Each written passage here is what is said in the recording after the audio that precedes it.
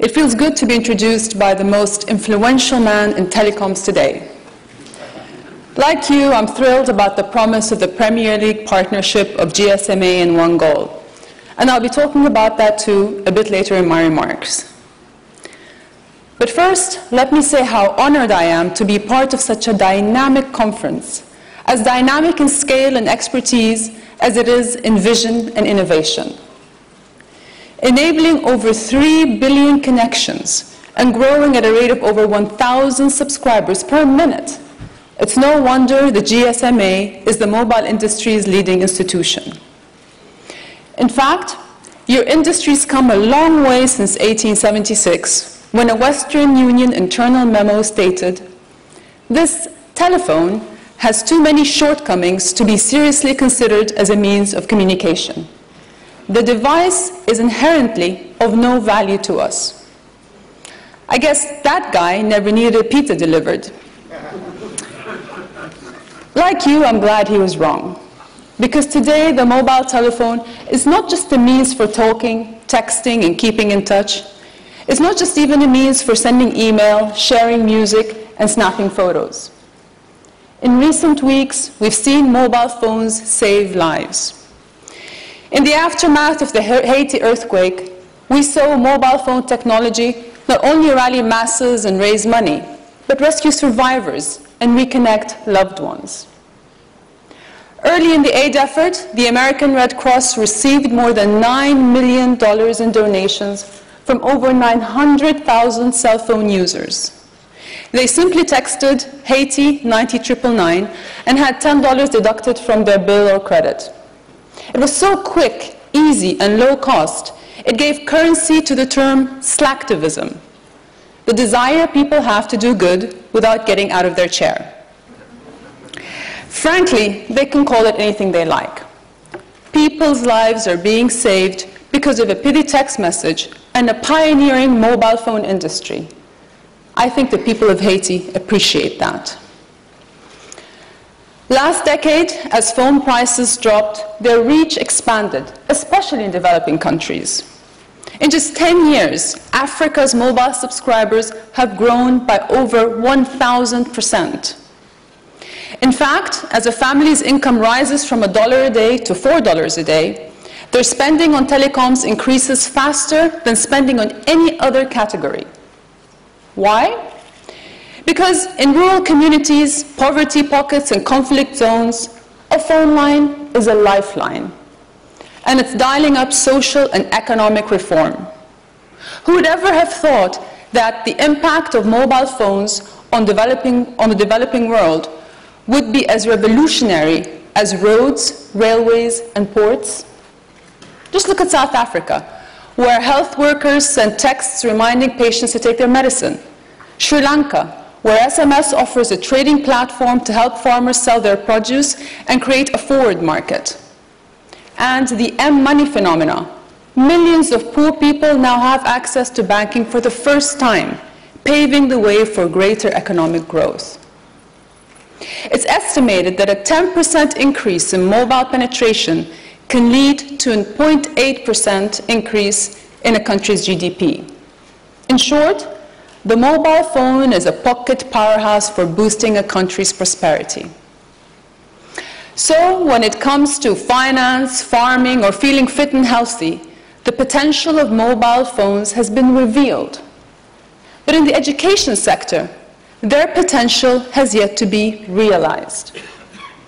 It's an area where we need urgent attention, where we need to apply the best and brightest minds. And that's why I'm here today. Imagine the entire population of New York City, Shanghai, Los Angeles, and Tokyo, unschooled and unskilled. 72 million. That's how many children are out of school today around the world. 72 million children who can't point to where they live on a map, never mind operate a GPS. 72 million children who can't read a text message on how to prevent malaria, even if they owned a phone. 72 million children who can't send an email because they've never learned how to write a sentence. Millions of children whose childhoods are permanently on hold. All because they had the bad luck to be born into poverty and conflict. Worlds where you have to choose between school fees and medicine, studying or slaving in a factory so you can buy bread. Is that what being a global family is all about? Injustice and inequity for our children? And yet, we know education is a transformative force for good. In the face of disease, it can mean a clean bill of health. In an economic downturn, it can mean a skilled workforce ready to earn again. In a war zone, it can be the language of diplomacy and dialogue. That's why in 2000, the global community pledged to put every child in primary school by 2015. But with 5 years to go, it looks like we'll have 56 million children that will be still cast out of classrooms by our deadline. Why? Because we can't seem to find $16 billion a year to fill the financing gap for basic education in low-income countries. It must be hard for a little girl in Eritrea to understand why, by 2011, we'll have spent $16 billion on mobile gambling and not spent it on giving her generation the chance to graduate school. It must be hard for a mother in Kenya to understand why the US can spend between $40 and $50 billion a year on weight loss programs and diet aids, but the world cannot find 1/3 of that, $16 billion, to give her son an education and the means to feed himself. I don't understand, because we have the money, but our political leaders don't have the will or the conscience to act. They need to understand the urgency of this tragedy unfolding before us. They need to feel the eyes of the world on them. They need to hear our cries of indignation. That's what One Goal aims to do. One Goal is harnessing the power of FIFA and the global campaign for education to get every child into school. In the run-up to the World Cup in South Africa, we want millions of people to sign their names on an online petition to present to world leaders. And I want to thank you, Rob, for your leadership and GSMA's partnership in creating this campaign. I want to thank each and every one of you here today who has joined the One Goal team and who will reach out to subscribers with a message, an app, or a widget. One Goal is about people power, the largest ever, never done before, cause-related campaign of its kind. We need all of you to flex your network's muscles and show how mega mobile communication can be. And I hope that those of you in the mobile ecosystem who haven't already done so will join up and sign up before our kickoff in April. But for now, I think you all deserve a round of applause.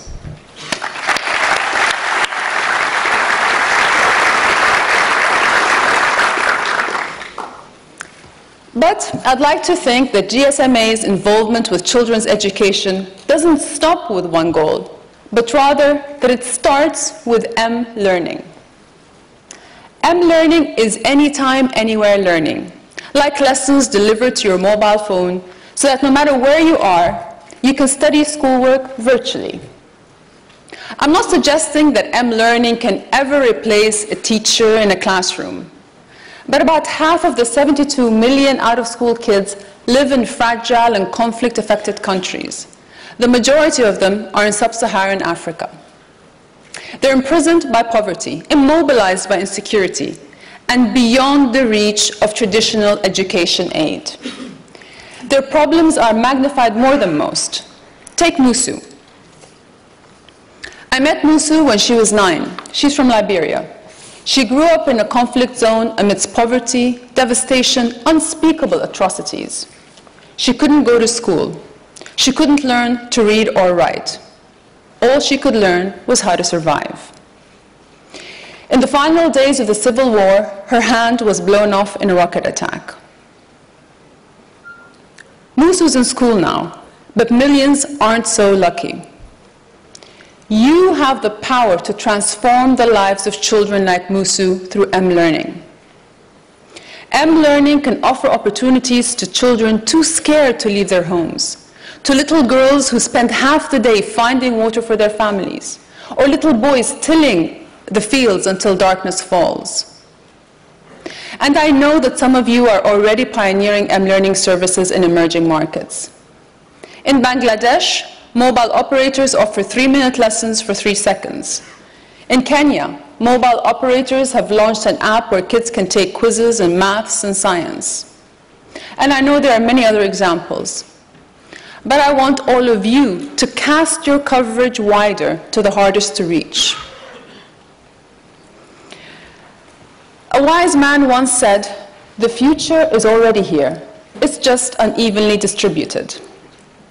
And that's so true when it comes to M-learning. We don't need the smartest, most expensive technology to create change. We need a lot of cheap phones. We need infrastructure in hard-to-reach places. And we need you to work together to connect all our children to a network of knowledge and ensure them digital justice. Digital justice. That's what I want you to strive for. And I'm delighted that M-learning has made it onto the GSMA agenda for the first time this year. So, in your session tomorrow, The Liberation of the Classroom, I want you to imagine and reimagine the possibilities for M-learning. Throw away the rule book. Think phone aid. Think phonanthropy.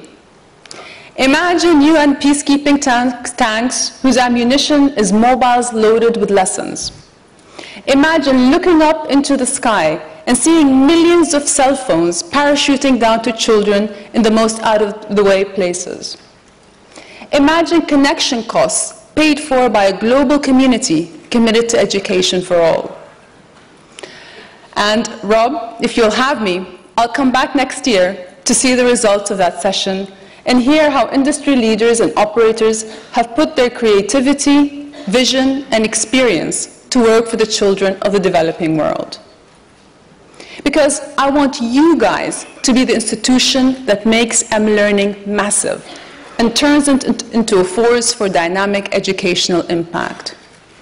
And I want you to be the people who give our most vulnerable children a teacher in their pocket, a classroom in their hand, and a future at their fingertips. Thank you all very much.